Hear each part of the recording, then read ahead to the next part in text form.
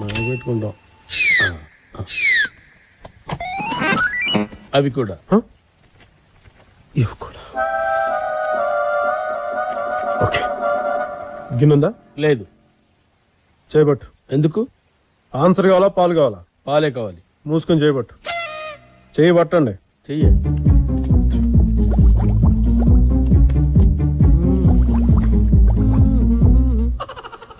మీకు సగం మాకు సగం.